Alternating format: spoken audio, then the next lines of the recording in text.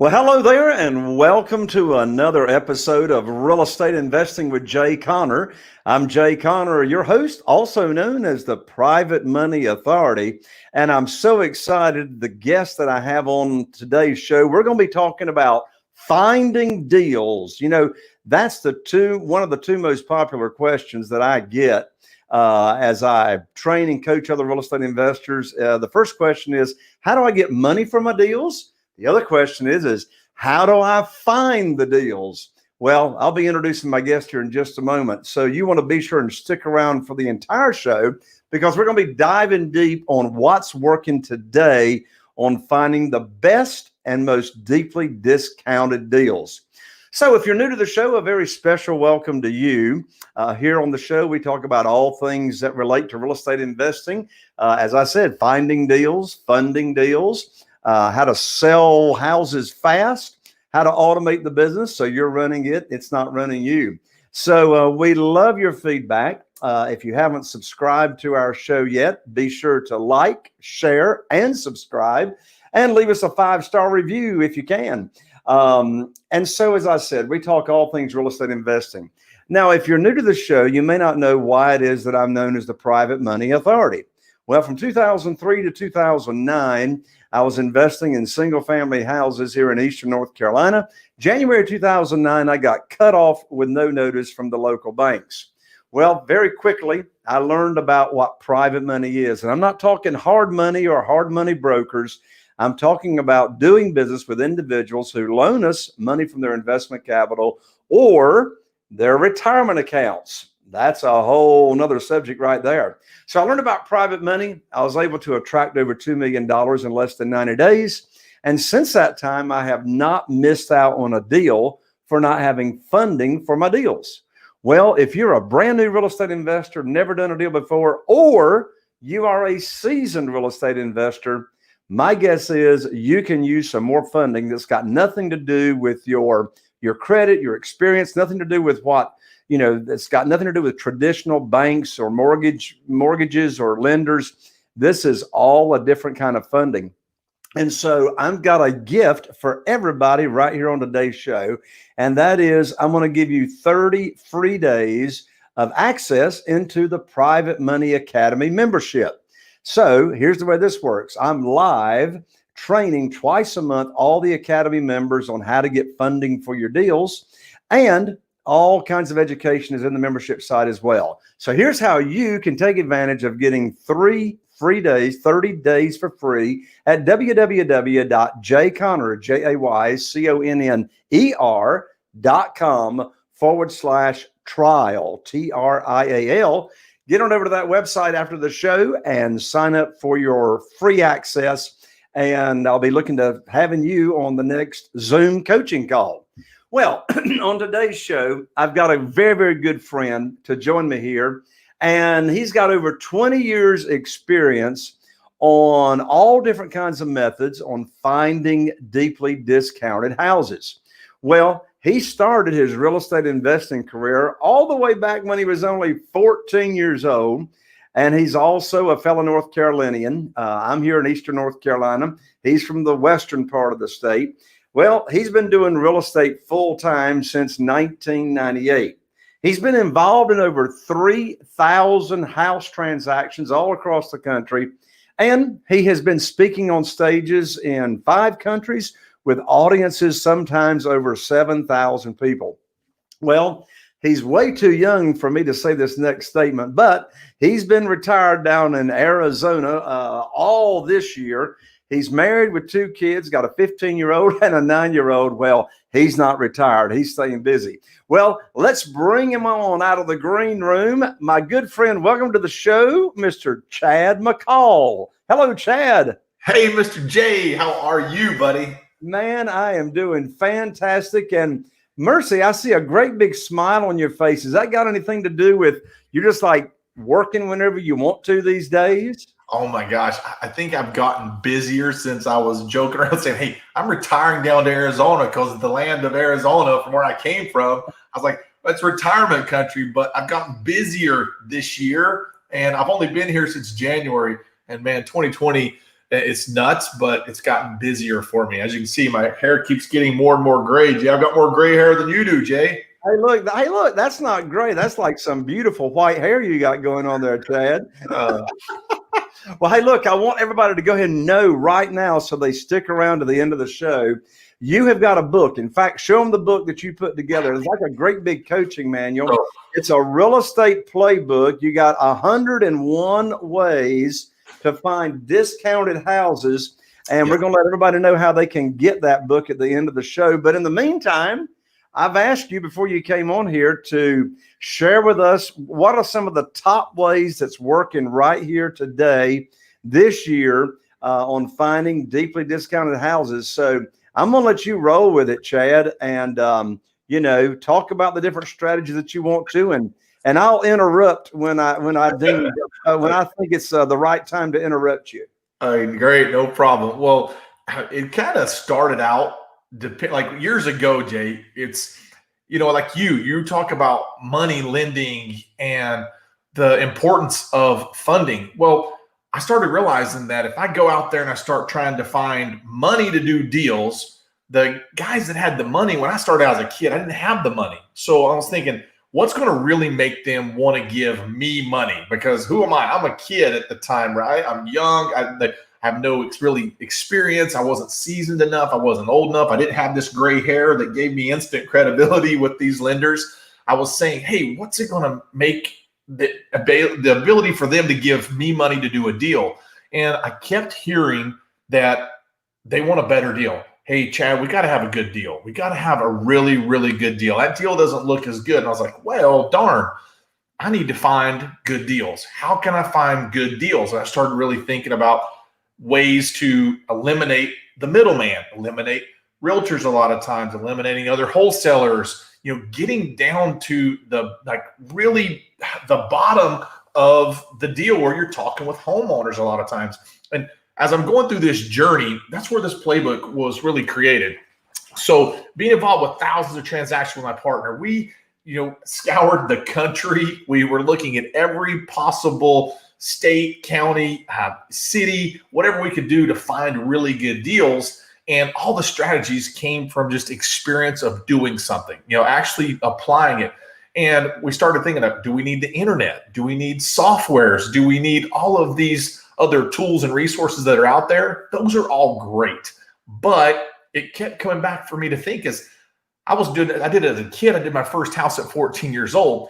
The internet wasn't available back in 1991. There wasn't Google to go out there and search for a deal to try to find a motivated seller and all these other things you can do online.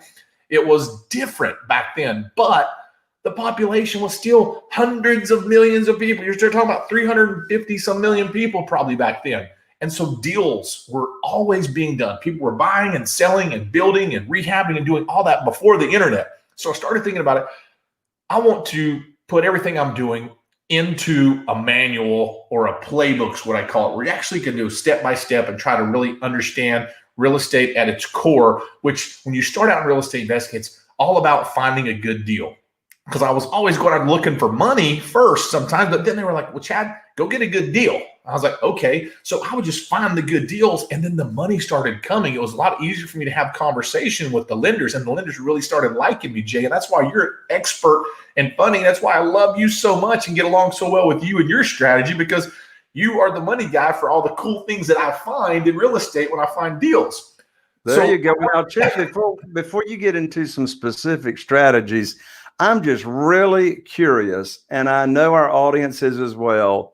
How do you do a deal when you're 14 years old? So let's hear the 14-year-old first real estate deal story. Oh, okay. So you guys might, okay. I'll tell you. So 1991, I was in a car accident. Like you said, Jay, I'm from Western North Carolina, small town way up there in the mountains, Lenore, between Lenore and Morganton. Little town called Gamewell, but it's pretty much known by Lenore, North Carolina. And I was in a car accident, and long story short, I was in the hospital for a few months. Really, really severe car accident. And I don't come from a very wealthy family. I come from just a basic family in North Carolina, and I got an insurance settlement from the car accident. And my mom and dad got divorced right around that same time. And I took the money from the insurance settlement and I bought my mama a house. So a lot of times you hear the stories, from people in the South, when their sons are doing something or someone comes across money. It's just one of those things. What do? You buy mama a house. It's kind of a common thing. I've got a lot of friends that are athletes and, professional sports players and different things. And when they always come to money, they always say, I bought mama a house. So you know what? I followed right along with it, and I bought mama a house, Jay, when I was 14 years old with the money that I got from the insurance. So, and I wasn't old enough to sign on the contract. So my mom was the co-signer for that house. I remember at Gamble Heights, a lot of my friends, you'll have people watching this, they'll remember that same house that I purchased. And it was a HUD home that I ended up buying back then. And that was what I started talking about. My first real estate deals were HUD properties. That's awesome. That's awesome. Okay, well, I didn't want to slow down the momentum there, but I just know people want to know how you buying a house at 14 years old. So, All right, back to you. All right, got it. So I got back to the strategies and saying, how can we break it down to the most basic form of how to get started on a deal? And the strategy started out like 10, 15, 20. Then over time, Jay, the numbers of ways that we found properties got up to 101. And this is the revised version of the playbook. It was at 90 for the longest time. And then we found a little bit more, but I call it grassroots real estate investing for some reason. It's kind of a little nickname that I got to, because if you can't go out there and you can't find a deal without a computer, then it's going to be just as hard sometimes to find it with the computer. It's almost like talking, having conversations with people too. A lot of strategies are going to involve human interaction. Some won't. Some are going to involve a computer. Some won't. Some will involve marketing. Some don't. Some involve, investments of money into marketing and in your business. Some don't. That's the beauty of it, is there's so many ways you can find deals, and it doesn't matter where you live.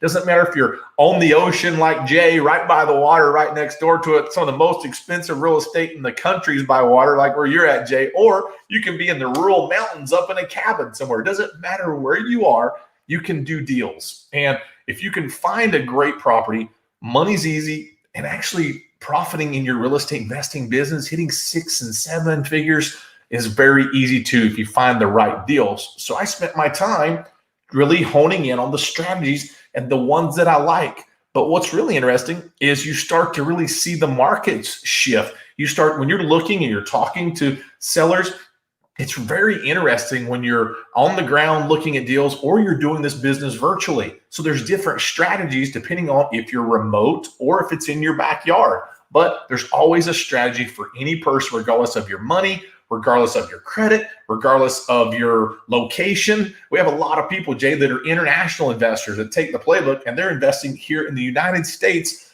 and they're never here. They do it all virtually. They pick a few strategies and they just stick to it, and they use those strategies over and over and over again to do their deals. That's awesome. There was a popular book, I don't know, 25 years ago, maybe 30 years ago. You remember when the book Guerrilla Marketing came out? Oh, yeah. I think I've got it somewhere. Yeah, it's over here. It's all camouflage book. It's around here in my desk somewhere. Yep. And I remember that book. And I was, as you were talking, I was thinking, well, you used the phrase grassroots. So, some of the best ways to find deals, in my experience, does not take a lot of money, right? That's right. May take some time of your own or time from a team member to do it. But I was just curious, and we're going to find out here, what percentage of your 101 different ways of finding deals would you say are actually a grassroots or a guerrilla marketing kind of thing? Oh, a majority of them are, Jay, where they don't really require a lot of money. And let me tell you the difference of what I say money. Free equals work. Okay. If you're not going to put money out there into like a marketing budget, which a lot of investors are new, they don't have marketing budgets, which it's okay. But if you're going to do it that route, it's going to take a little bit of time and going to take a little bit of work, which if you don't want to work, then you know what? Get together a little bit of a budget. Now, budget meaning a majority of the strategies, you're talking $10, $20, $50, $75 or so a month or over several months. I had a person spend $70 over 90 days in marketing, Jay, and she closed 3 transactions on $70 of spent. And here, only one of the deals that she did of the 3 came from the $70 that she spent. So I love it. Yeah, so it doesn't really matter. And one thing, Jay, is in the playbook here, I break down the cost of each strategy. I give you how much it's going to cost you. I tell you affordability, and if you can pick the best strategies for you based on your budget. So I've taken 101 ways, and I've put those all down into 10 different categories. So you can focus on the category and then get inside the specifics of each category and find the right strategy for you. What's an example of a category? For example, one of the categories here is, I call it the judicial strategy. Then I have niche strategies as one. So I have retail strategies as one. I have B2B, which is another strategy, a category. So these are categories. And then inside of those categories have detailed strategies and how to apply the strategy in your market. So it's not just, hey, go put out some signs. That's not really a strategy. It's, if you're going to do that, how do you do it? How cheaply can you do it? Like, there's so many things. It's just about putting out a sign. If you're going to drive for dollars or doing those type of things, there's a way that you do it to where you can get the best results. You just don't want to get in the car and drive around or use an app on a phone out there like it's really common nowadays. You see an app on a phone and people say, oh, I'm driving for dollars. I'm going to send postcards and do this. Well, just doing those things randomly, you don't have really a purpose. So what I really like to let people know is in real estate investing, you have to have a purpose for the actions of what you're doing. So if you're going to go drive for us, where are you driving? Why are you driving there? Who are you going to see? Why is that a good market? Is that an area that's going to be good if you do get a deal from it? Because a lot of times, Jay, I've been in markets where I can find an amazing deal, but there's no buyers for it. And if there's no buyers for it, why would a funder want to fund me on that deal if they think it's too risky? So exactly. And as you're talking, one word comes to my mind, and then I want you to, I know our audience is biting at the bit to hear the first strategy that you're going to talk about. But one thing that comes to mind is a word that is critical when we are in real estate investing and we are locating deals to do. And that's the word consistency and measurability. And when I say consistent, it's like, if like, okay, I get up today, well, what am I going to do to go find a deal today? That's not how it works. In my world, you got to get the education, right? You need to hang around somebody that has already learned how to do it and implement, put the plan together. Okay, what strategies am I going to start testing? What's my budget? And consistency. Activities going on every day of bringing in, seller leads. And along with that, we can't set it and forget it. We got to continue to measure it, and we got to have a mechanism on measuring what kind of return are we getting in our investment of dollars and investment of time. You agree? Oh, you have to measure what you're doing. And that's when I tell people, it's like a lot of people, Jay, that I run into say, Chad, I'm so glad I found this playbook. I did direct mail though, and it didn't work. How long did you do it? Well, I did it for 2 months. It's like, well, if you pay attention to the strategy, it's going to last a lot longer than that. They're like, well, I sent out postcards, not versus my yellow letters, well, how long did you do it? And some people, they jump around from strategy to strategy and they never get the consistency out there, Jay, like you're talking about. And I always tell people, if you do something consistently, just like you said, you can get a predictable result if you can measure. So you got to be consistent so you have the ability to measure, then that'll give you a predictable outcome. And I learned from you, Jay, like you guys, I went in the field with Jay. Jay probably doesn't talk about that. I came out, went around, Jay showed me what he's doing. We talked, like this is what people do that are in this field, the experts. I learned from Jay too of how to be better on my side of finding deals, because I know that I've got to go to people like Jay and say, hey, I need more money for deals. And if he knows what I know and I know what he knows, it makes that so much easier to have that conversation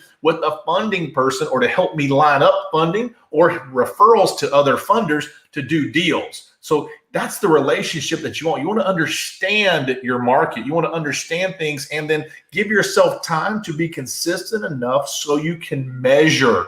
Then you can get a predictable result, because Jay will know that Chad gets this type of deal. Chad's doing this type of size houses, this location, they get very, very comfortable with you. Then they start doing a lot more for you. Then they start giving you a little bit better rates sometimes.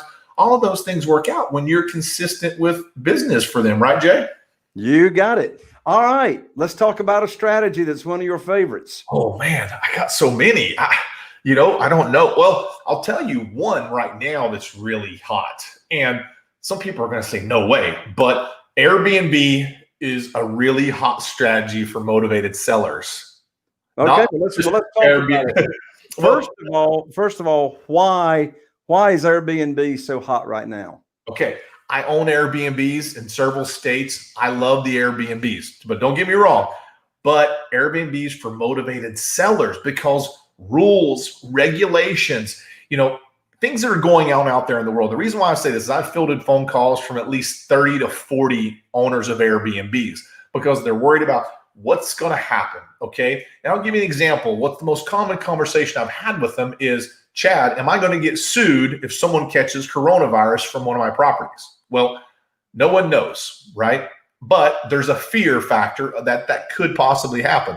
We haven't seen a court case yet of that, Jay. We don't know. And we can't prove it. We don't know contract tracing and all the other things that can be involved with it. So homeowners, if they did get sued for that, what are the chances that they're going to be able to weather a storm, a financial crisis like that? The average person can't.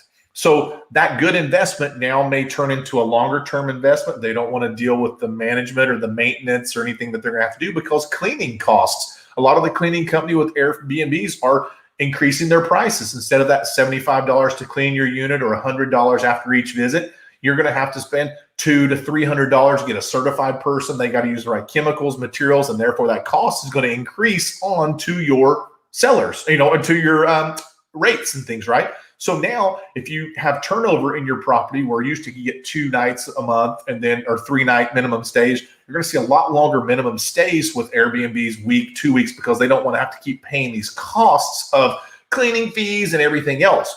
Then you're going to also see in certain areas like condos, townhomes, the HOAs are going to start changing rules due to what's happening for traffic and people coming from out of the country if you have a resort or a destination location Airbnb. So I've noticed that you can get a lot of great deals on Airbnbs right now, furnished, and have great conversations with Airbnb owners that are just, you know what? Yeah, I'm interested in doing that, or taking over some of their properties subject to, because we're not just out there finding deals to get funded, Jay. I know you love to fund all my deals for me, but I find deals and I figure out ways to structure deals that aren't necessarily the best for funding too. I may end up working on a short sale with someone, taking over a subject to, working on a lease option, something more creative as well when you have that motivated seller, because not all my deals are going to have the largest amounts of equity, but the ones that don't, there's still a way to work those deals. And there's ones that do, always a way to wholesale and get them funded and rehab, etc. So Airbnbs are great right now. And it's very easy to find those and look at them, because checking on the calendars, seeing which calendars have been booked out, which, locations are, there's so many out there across the world, and there's so many things going on with Airbnb and vacation rentals being up in the air right now.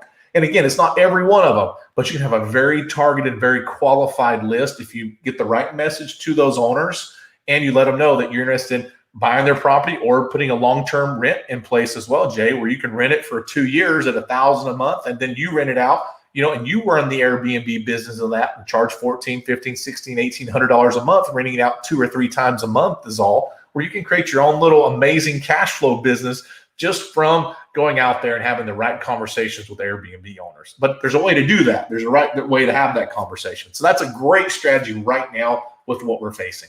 Right. How do you initially communicate with the owners of Airbnbs to, sift and sort those that might be interested in selling? Okay. So I do a lot of this myself. I've designed my business where I can do everything in my business on my own before delegating it. But with Airbnbs, I always have my VA go out there and start searching for my properties that are having no bookings. So on the calendar dates when they're not booked up and they always have availability, or they have the lowest rates on their rental nights. It shows me they're very motivated. So then I look for the lowest rates and the most calendar vacancies. That's 2 things. So you can almost start to calculate, is this owner going to be making any money anytime soon or not? And then a third motivation indicator that I look for, Jay, is the ones that have really bad furniture. So if it's really cheap, really bad furniture, and no calendar invites, how are they going to pay to do all the cleaning up and things that they're going to have to do? And it's more of a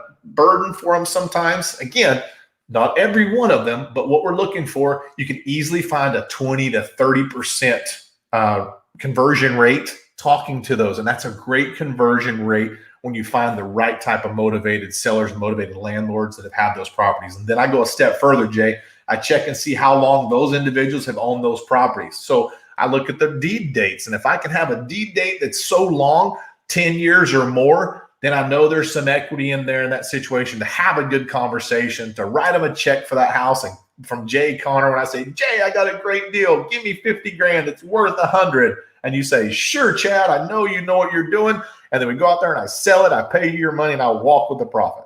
There you go. So these properties that you're buying that are currently being marketed as Airbnb, when you acquire the property, what is typically your plan of disposition? What are you going to do with it? Oh, resell totally. Unless they don't want to sell it to me yet, I can get a longer term lease, do like a lease option. If I'm limited financially, then I can work more of a creative deal with them, Jay.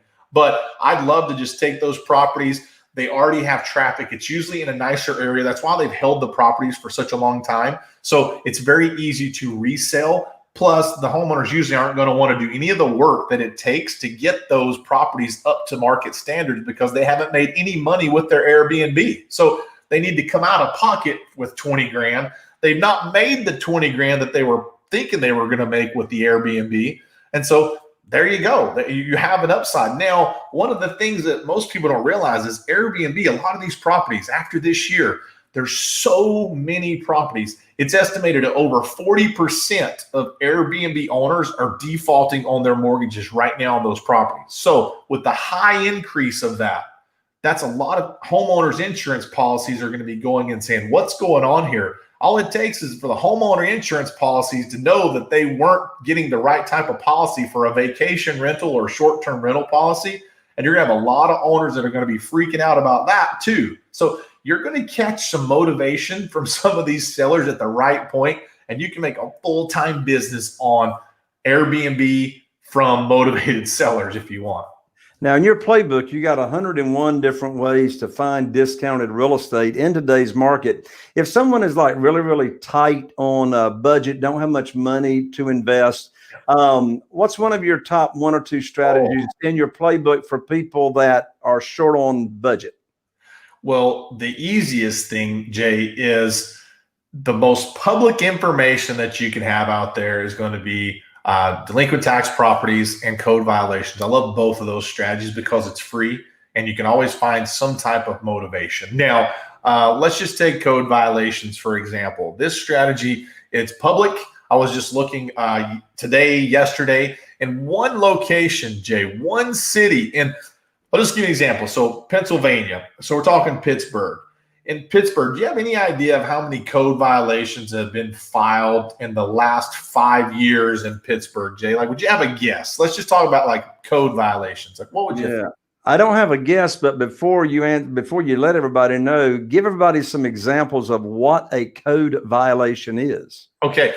Code violations are anything that you're going to be in trouble for from the exterior of your property primarily, unless there's a complaint on interior. Now, the interior complaints come from vacant properties. Obviously, a complaint from the city, meaning you're not upholding to the building and standards arrangement or agreement that you have with the city. And that's a big deal, okay?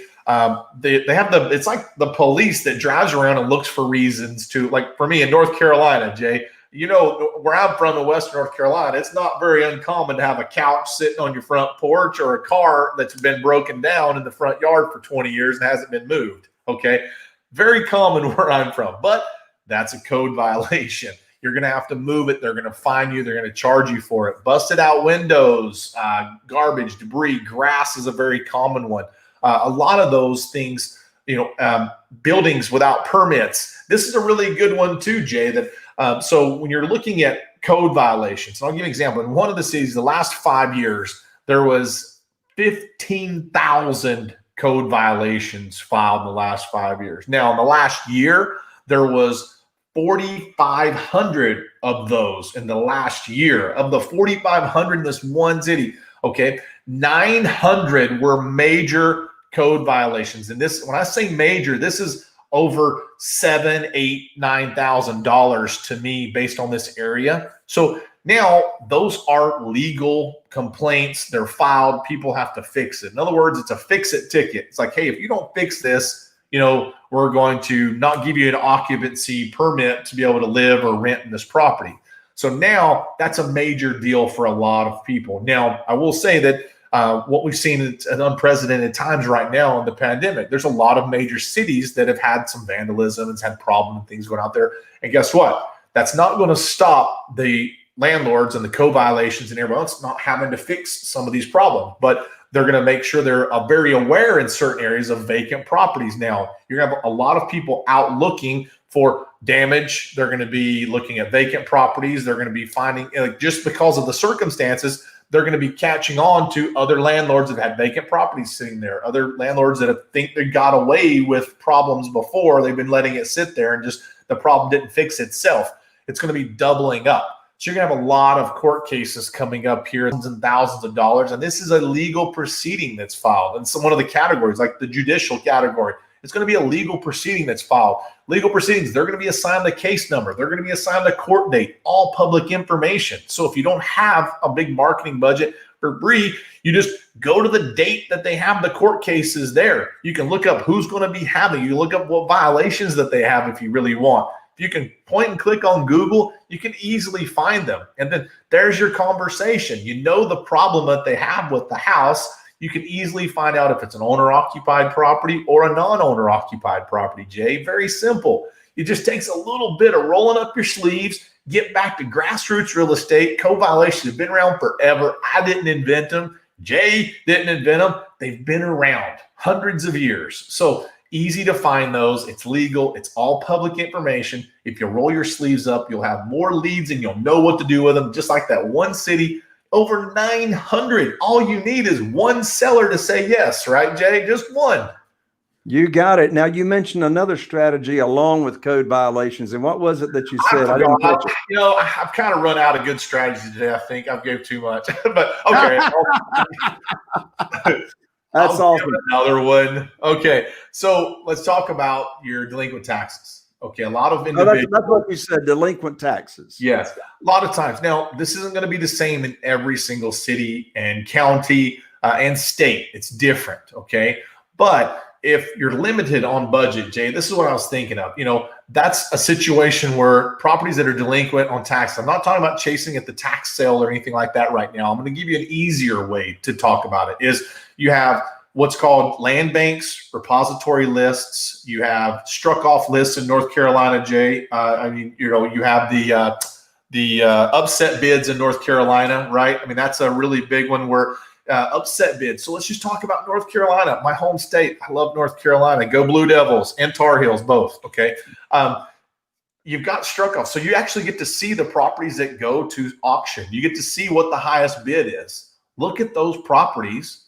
If you like the property better, you bid a little bit more. And as soon as you bid a little bit more, you've got several days where you're the highest bidder. It's like eBay for real estate. And it's very easy because there's a lot of properties on the upset bid list where if you like one of those, pick it up. It's very easy. You say, hey, Jay, I've got a property. I'm the bidder on this. I'm going to close in the next week. It's worth $120,000. I'm going to pick it up for 60 to 70. Will you lend me money on it? You're going to be like, that sounds like good. I think if the ARV numbers will work out, I think we're good on that. That's an easy way to do it. And it all started with unpaid taxes. Now, I'm talking about you can chase them there or you can get them later in the process after they've already been a couple steps further in the process for delinquent taxes and over to the struck off list. So you can easily do things like that and find properties that are available. If you're in a state with a land bank, they've got properties that are sitting there right now for you to pick up and purchase, and you can rehab. Maybe you can cash flow some of them. If you're in a repository state like Pennsylvania, that's another area. There's properties readily available for you if you want. So there's areas you can find properties right now that most investors don't look. They don't think of looking. that you can make a decision on right now if you have access to someone like a Jay Conner for all your money needs. He's right there, right? You're the man to be asking when they find a good deal, Jay. But those are easy ways that are really free and really cheap, and they don't require any budget for someone, Jay. There's 3. That's awesome. So we mentioned at the beginning of the show, your playbook. Let's go ahead and tell everybody how they can get a copy of your 101 ways to find these deeply discounted houses. So if you want to get a copy, go to restrategylab.com/podcast. Okay. So restrategylab.com/podcast for a special offer for Jay. Now, if you don't go there, you're not going to be able to get that offer. Okay. It's what it really is restrategylab.com/podcast.